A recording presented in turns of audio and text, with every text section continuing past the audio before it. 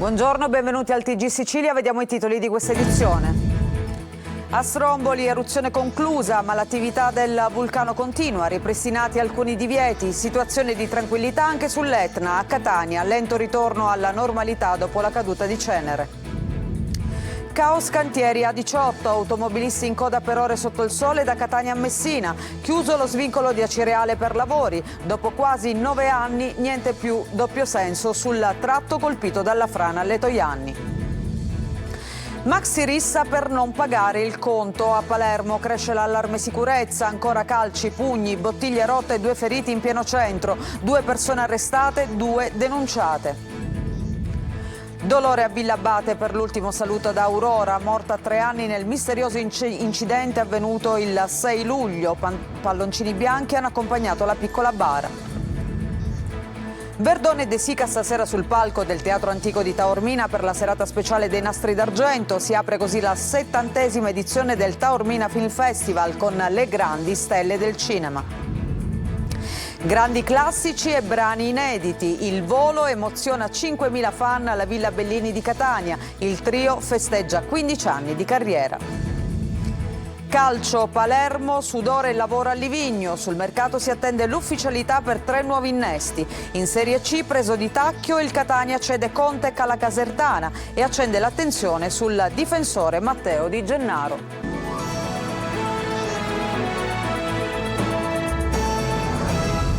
Ancora ben trovati, occhi puntati su Stromboli, dove la situazione sembra essere tornata alla normalità, anche se l'attività del vulcano continua e vengono ripristinati alcuni divieti. Ma c'è chi si domanda se questa attività appunto di Stromboli possa essere collegata a quella dell'Etna. Francesco Triolo. Stromboli ed Etna non sono direttamente collegati, a chiarirlo è l'Istituto Nazionale di Geofisica e Vulcanologia, rispondendo a chi si chiede se le eruzioni dei 2 vulcani siciliani negli stessi giorni siano frutto di qualcosa di più che una coincidenza. La situazione a Stromboli adesso si è tranquillizzata dopo l'esplosione avvenuta nel pomeriggio di ieri. La paura è stata tanta, anche se è durata lo spazio di 3 ore circa. I bagnanti sono stati fatti allontanare dalla spiaggia e così come i residenti nelle aree limitrofe al mare indirizzati verso il centro di raccolta antistante la chiesa di San Vincenzo, ubicata in quota sicurezza tsunami. Qui in via precauzionale sono state distribuite mascherine per proteggersi dalle esalazioni di gas e bottiglie d'acqua. Si è registrata qualche scena di panico con protagonista qualche vacanziere, subito comunque tranquillizzato dagli strombolani. In chiesa invece i volontari hanno intrattenuto i più piccoli. Contestualmente nelle isole di Panarea, Lipari, Saline e Vulcane è scattata l'allerta spiagge, ma non ci sono state evacuazioni, solo la presenza sui luoghi delle forze dell'ordine con il coinvolgimento dei titolari dei lidi e di altre strutture balneari. Allertati anche i tanti mezzi nautici pubblici e privati in navigazione in questo periodo nel mare eoliano. Sono stati ripristinati intanto i divieti previsti nelle ordinanze che erano state allentate e bloccato l'accesso ai sentieri che portano a quota 100 a Stromboli e quota 90 a Ginostra. Restano momentaneamente ferme le mini crociere e la Capitaneria di Porto non ha modificato l'ordinanza relativa alla distanza obbligatoria di 300 metri dalla costa e 2 miglia dalla Sciara del Fuoco. Intanto sull'isola c'è grande fermento tra le attività turistico-ricettive che parlano apertamente di uno tsunami economico ed invitano il sindaco Riccardo Gulla a continuare nel percorso verso la normalizzazione intrapreso nei giorni scorsi con il via libera alle scalate e all'arrivo contingentato delle imbarcazioni da mini crociere da Sicilia e Calabria. Nell'isola infatti fioccano le disdette da parte dei turisti e già una struttura ricettiva ha chiuso i battenti per assenza di clienti con conseguente licenziamento del personale. Per quanto riguarda l'Etna, invece, l'INGV comunica che si è ridotta significativamente l'attività stromboliana, mentre la colata lavica prodotta dal cratere della voragine non è più attiva. L'ampiezza media del tremore vulcanico mostra oscillazioni tra il livello medio e quello alto, con un andamento in decrescita. Il centroide delle sorgenti del tremore vulcanico è localizzato nell'area del cratere di sud-est ad un'elevazione compresa tra i 2.300 metri e i 2.900 sul livello del mare.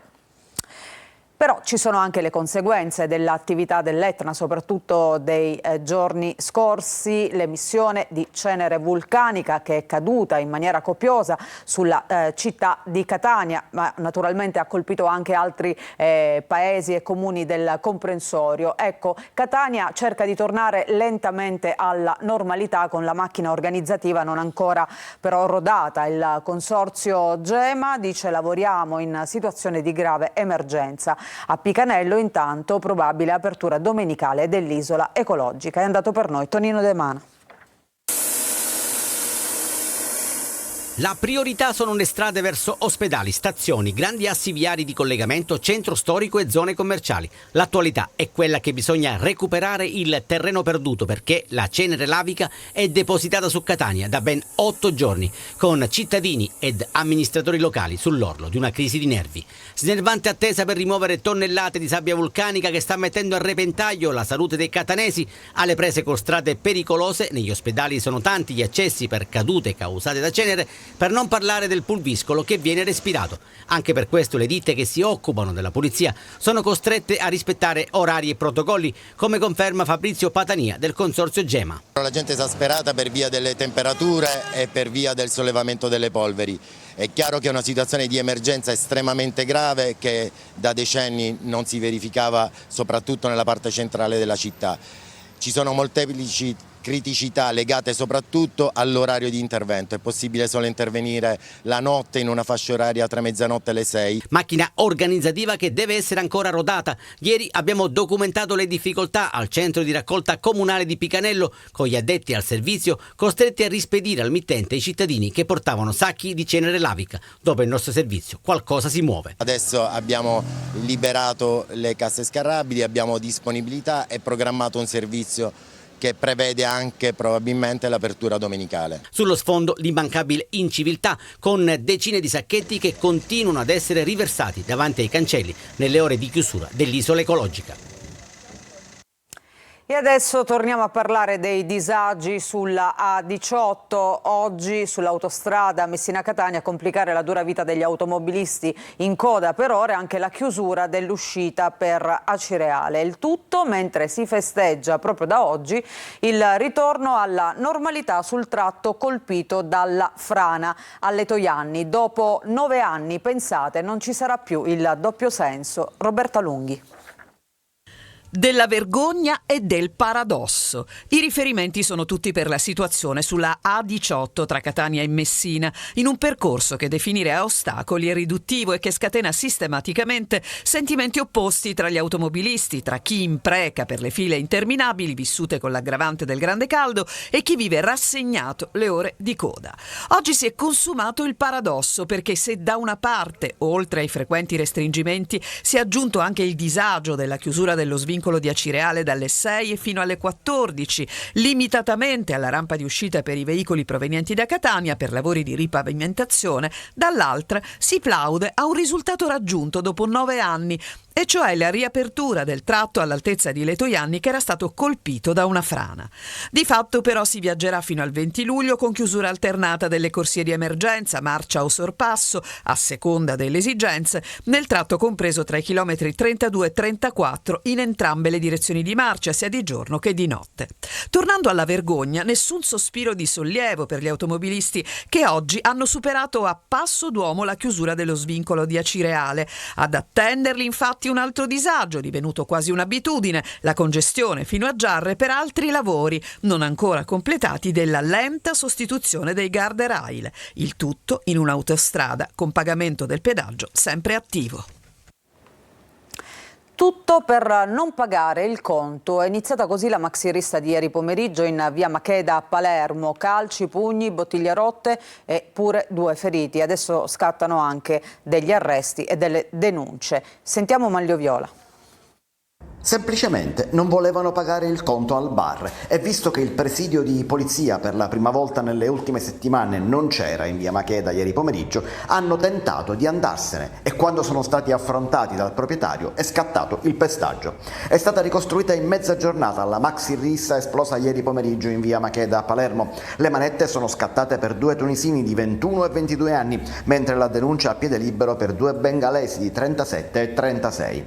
La rissa ieri pomeriggio è finita con 2 feriti, uno lieve, mentre il titolare del bar ha avuto la peggio, è stato colpito con una bottiglia in testa ed è stato necessario soccorrerlo con un'ambulanza e portarlo al pronto soccorso per la medicazione. Gli arresti sono stati eseguiti questa mattina dai carabinieri, i 2 tunisini sono noti alle forze dell'ordine perché stazionano in via Fiume quasi tutto il giorno.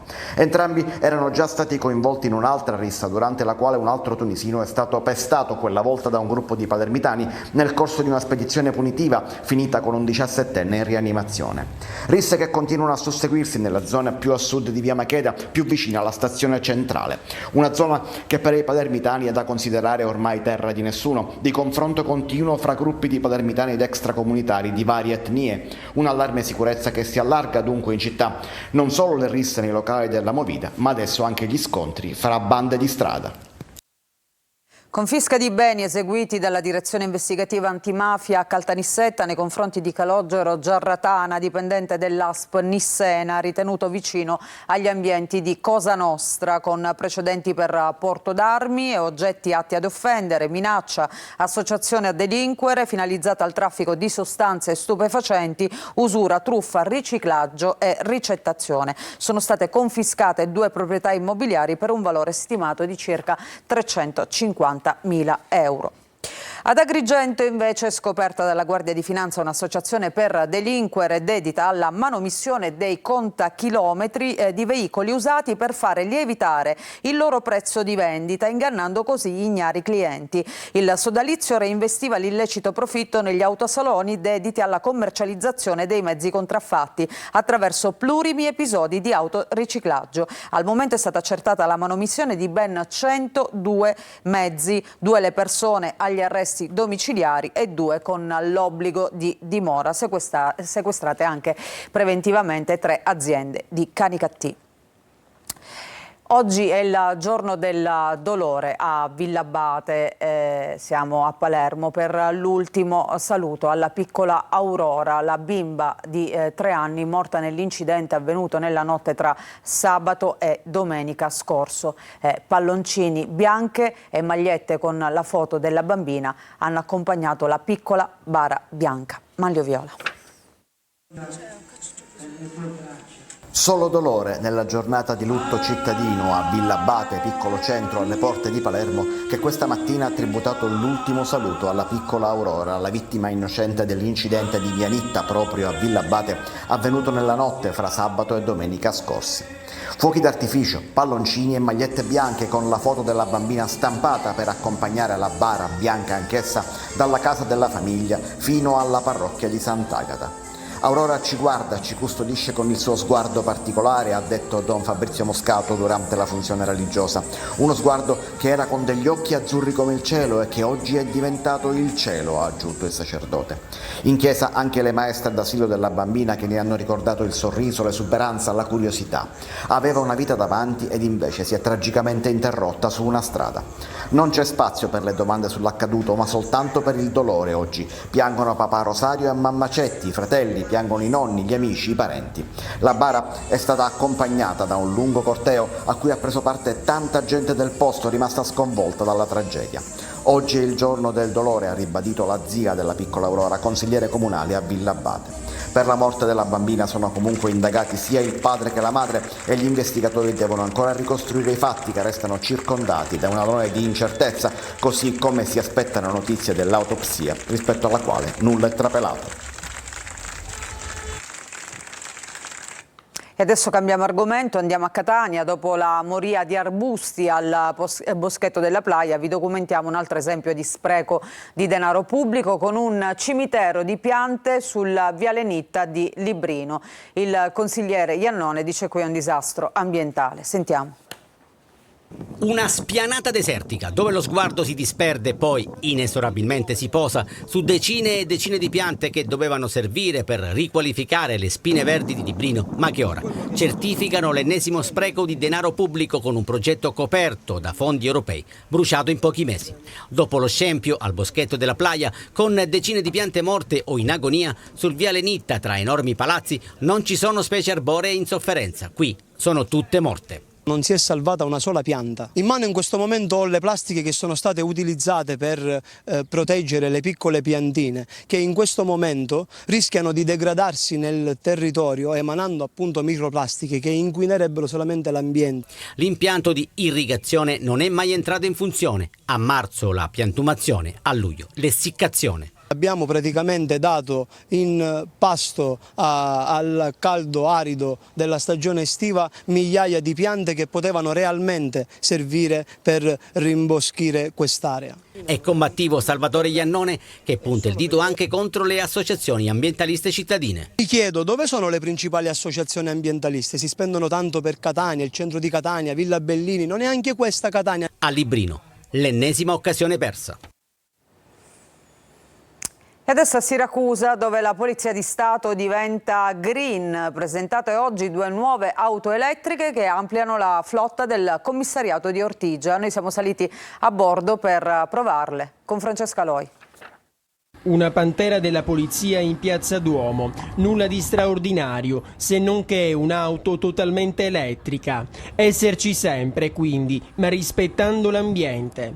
E così da adesso a Ortigia ci sono 2 nuove auto ad emissioni zero. La Polizia di Stato diventa sempre più green anche a Siracusa. Sì, questo è un aspetto importante, anche questo, far sì che operiamo senza, come dire, con impatto zero sull'ambiente, quindi è un altro aspetto sul quale noi ci siamo soffermati. Autonomia dichiarata di 361 km e velocità massima di 150 km orari.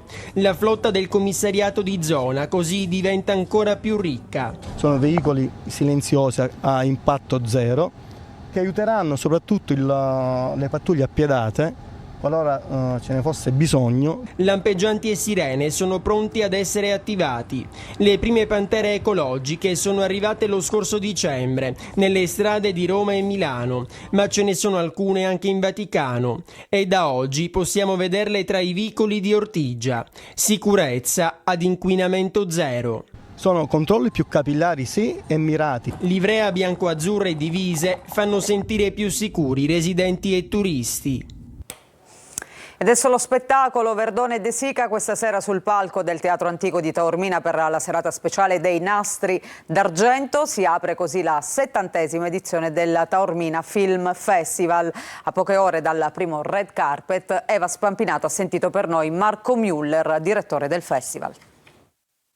Splende un caldissimo sole sul Teatro Antico di Taormina, pieno di turisti e pronto ad accogliere le stelle del cinema italiano questa sera per l'apertura del Taormina Film Festival che compie 70 anni, uno dei festival più longevi e importanti a livello internazionale. Grandi protagonisti della serata di oggi sono i Nastri d'Argento che tornano al Teatro Antico per omaggiare l'eccellenza del cinema italiano. Tra i premiati gli amatissimi Carlo Verdone e Christian De Sica e poi ancora Pilar Fogliati, Luca Manfredi, Emanuela Fanelli, Giovanni Veronesi. Al festival poi arriveranno anche i divi di Hollywood, Nicolas Cage, Sharon Stone, ma l'apertura è tutta nel segno della Sicilia, come ci racconta il direttore artistico del festival, Marco Müller.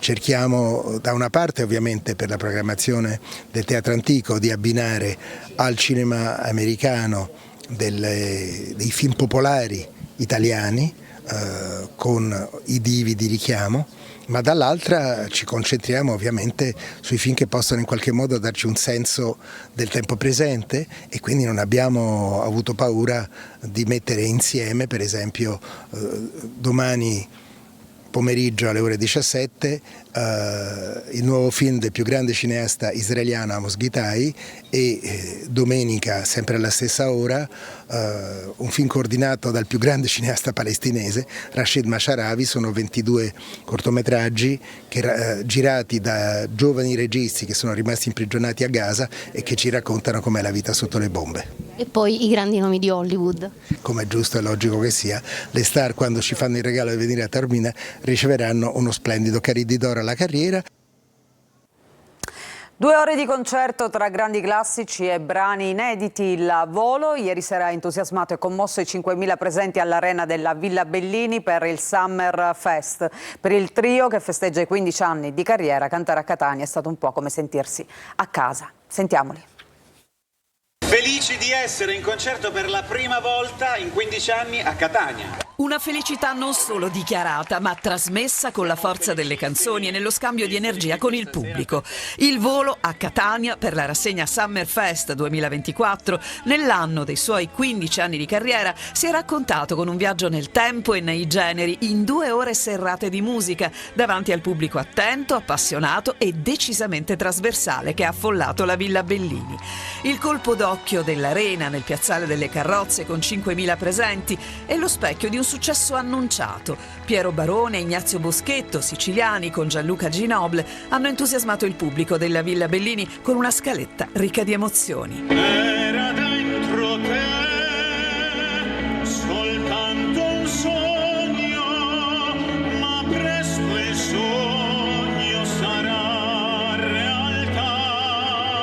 In scaletta anche le canzoni inedite del nuovo progetto discografico Ad Astra e il singolo capolavoro presentato all'ultimo Festival di Sanremo. Cantare in Sicilia è un ritorno a casa, ha raccontato il trio in vista della prima data siciliana. Canteremo per voi, con voi e per la nostra terra. E così hanno fatto, accompagnati dai cori dell'arena.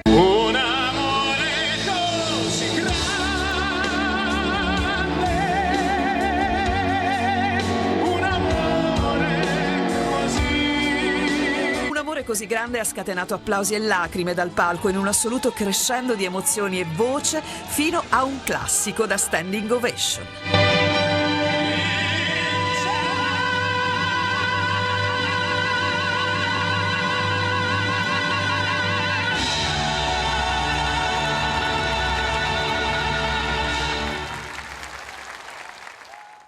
E su queste note noi ci fermiamo per una breve pausa, ritorniamo tra poco con la nostra pagina dedicata al calcio e al calciomercato. A tra poco.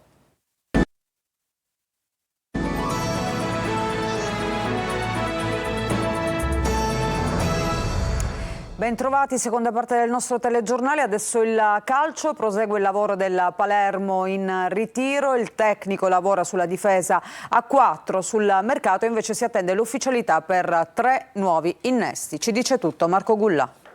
Sudore, allenamenti e lavoro, il Palermo prosegue la preparazione in quel di Livigno. Il tecnico rosanero Alessio Dionisi sta cominciando a lavorare sulla tattica, dedicandosi in prima persona alla fase difensiva. La certezza è la linea a 4 provata dall'inizio del ritiro. Si riparte dai 53 gol subiti nella scorsa stagione, troppi per una squadra che ambisce a traguardi importanti e quasi dagli stessi giocatori. Urge un cambiamento. Intanto negli uomini Nicolao e Pierozzi, in attesa di essere ufficializzati, dovranno dare un volto nuovo alla retroguardia. In avanti invece sta per arrivare Thomas Henry, poi si ripartirà da punti fermi come Federico Di Francesco. Io quello che faccio è cercare di dare veramente il meglio in allenamento, a dare tutto, perché io ho sempre messo il bene della squadra al primo posto.